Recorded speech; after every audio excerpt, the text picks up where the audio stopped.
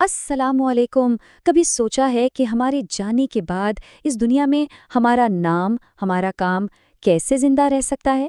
پیغمبر محمد صلی اللہ علیہ وسلم نے ہمیں ایک ایسا زبردست راستہ دکھایا ہے جس سے ہمارے اچھے کام موت کے بعد بھی جاری رہ سکتے ہیں۔ یہ ایک ایسی خوبصورت تعلیم ہے جو زندگی کو دیکھنے کا ہمارا پورا نظریہ بدل سکتی ہے۔ تو سب سے پہلا اور بنیادی سوال جو ہم سب کے ذہن میں آتا ہے، جب زندگی کا سفر ختم ہو جاتا ہے تو ہمارے اعمال کا کیا بنتا ہے؟ کیا سب کچھ اسی لمحے وہیں پر ختم ہو جاتا ہے؟ اسلامی تعلیمات کے مطابق حقیقت تو یہی ہے کہ موت کے ساتھ ہی عمل کا دروازہ بند ہو جاتا ہے۔ ہماری نیکیوں کا کھاتا سمجھیں کہ ہماری آخری سانس کے ساتھ ہی مکمل ہو جاتا ہے۔ روح اور جسم کا رشتہ ٹوٹتے ہی مزید کچھ کرنے کا موقع وہیں ختم۔ لیکن اور یہ وہ مقام ہے جہاں سے امید کی ایک کرن روشن ہوتی ہے۔ پیغمبر اسلام نے ہمیں ایک ناقابل یقین خوشخبری دی ہے۔ انہوں نے فرمایا کہ اس اصول میں 3 زبردست مستثنات ہیں۔ جی ہاں، 3 ایسے اعمال ہیں جن کا اجر موت کے بعد بھی کبھی نہیں رکتا۔ یہ حدیث اپنے آپ میں امید کا ایک بہت ہی طاقتور پیغام ہے۔ تو آئیے دیکھتے ہیں کہ وہ پہلا عمل کون سا ہے۔ اسے کہتے ہیں صدقہ جاریہ، یعنی ایک ایسی نیکی جو وقت کی قید سے آزاد ہو کر ہمیشہ کے لیے جاری رہتی ہے۔ صدقہ جاریہ کا مطلب ہے ایک ایسا صدقہ جس کا فائدہ لوگوں کو مسلسل پہنچتا رہے۔ ذرا سوچیں، ایک انسان تو اس دنیا سے چلا گیا، لیکن اس کے لگائے ہوئے درخت کا پھل لوگ کھا رہے ہیں اور اس کا اجر سیدھا اس کے کھاتے میں جمع ہو رہا ہے۔ اب اس سلائیڈ پر نظر ڈالیں تو فرق بالکل صاف ہو جاتا ہے۔ دیکھیں، ایک طرف ہے ایک وقتی صدقہ، جیسے کسی بھوکے کو کھانا کھلا دینا، اس کا اجر فوری ملتا ہے لیکن وہیں ختم ہو جاتا ہے۔ اور دوسری طرف ہے صدقہ جاریہ، جیسے پانی کا کنواں کھدوا دینا، جس کا فائدہ نسلوں تک، جب تک وہ کنواں پانی دے رہا ہے، جاری رہتا ہے۔ اور اسی طرح اس کا اجر بھی، ایک کا فائدہ محدود، دوسرے کا لامحدود۔ اور اس کی مثالیں کتنی خوبصورت ہیں۔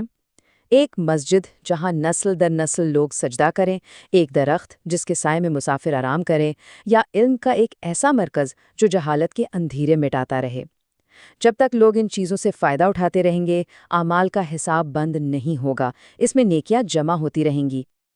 اچھا، اب چلتے ہیں دوسرے عمل کی طرف، جو مال سے نہیں بلکہ عقل اور حکمت سے تعلق رکھتا ہے۔ یہ ہے نفع بخش علم، یعنی علم نافع، ایک ایسی میراث جو کبھی پرانی نہیں ہوتی۔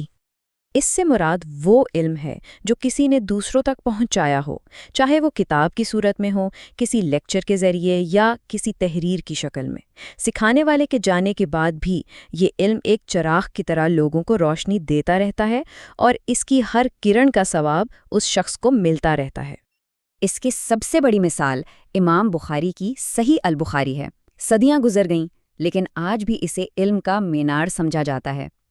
لیکن ذرا سوچیں، آج کے اس ڈیجیٹل دور میں کوئی آن لائن لیکچر، کوئی معلوماتی سوشل میڈیا پوسٹ یا کوئی مضمون بھی تو یہی درجہ حاصل کر سکتا ہے، اور دنیا سے جانے کے بعد بھی لوگوں کی رہنمائی کا ذریعہ بن سکتا ہے۔ اور اب تیسرا اور آخری عمل، جو شاید سب سے زیادہ ذاتی اور گہرا ہے، اس کا تعلق ہماری سب سے قیمتی میراث، ہماری اولاد سے ہے۔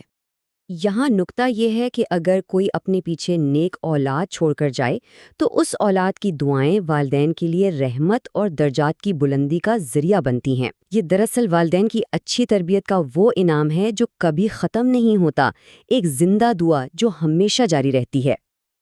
تو ہم نے ان 3 اعمال کو سمجھ لیا، لیکن آخر یہ اتنے اہم کیوں ہیں؟ اس کا جواب اس سفر میں چھپا ہے جو موت کے بعد شروع ہوتا ہے۔ موت کے بعد عمل کرنے کی صلاحیت تو ختم ہو جاتی ہے، لیکن نیکیوں کی ضرورت ختم نہیں ہوتی، بلکہ سچ پوچھیں تو 1000 گنا بڑھ جاتی ہے۔ آگے کے ہر مرحلے پر انسان کو اپنی نیکیوں کی شدید ترین ضرورت ہوگی۔ اور یہ سلائیڈ اس کی وجہ واضح کرتی ہے۔ قبر کے اندھیروں سے لے کر حشر کے میدان کی سختی تک، اور پھر میزان پر اعمال کے تولے جانے کے نازک لمحے تک، ہر قدم پر نیکیوں کی ضرورت ہوگی۔ ذرا تصور کریں، ایسے میں اگر کسی کی نیکیوں کا میٹر چل رہا ہو تو یہ کتنی بڑی مدد اور کتنا بڑا سہارا ہوگا۔ یہ جملہ اس پورے تصور کا نچوڑ ہے۔ جسم مٹی میں مل جاتا ہے، لیکن ان 3 اعمال کی بدولت ہمارے اعمال کا خطہ کھلا رہ سکتا ہے اور اس میں نیکیوں کا اضافہ ہوتا رہتا ہے۔ تو یہ ہے وہ 3 راستے، صدقہ جاریہ، نفع بخش علم اور نیک اولاد کی دعا۔ یہ صرف 3 اعمال نہیں ہیں، بلکہ یہ وہ 3 سرمایہ کاریاں ہیں، وہ انویسٹمنٹس ہیں جن کا منافع کبھی ختم نہیں ہوتا۔ آخر میں یہ سوال ہم سب کے لیے ہے۔ یہ تعلیمات ہمیں دعوت دیتی ہیں کہ ہم صرف اپنی زندگی کے بارے میں نہ سوچیں بلکہ اپنی میراث کے بارے میں سوچیں۔ ہم ایسا کیا کر سکتے ہیں کہ ہمارا مثبت اثر ہمارے جانے کے بعد بھی اس دنیا میں باقی رہے؟ یہ سوچنے کی بات ہے کہ ہم اپنے پیچھے کیا چھوڑ کر جائیں گے۔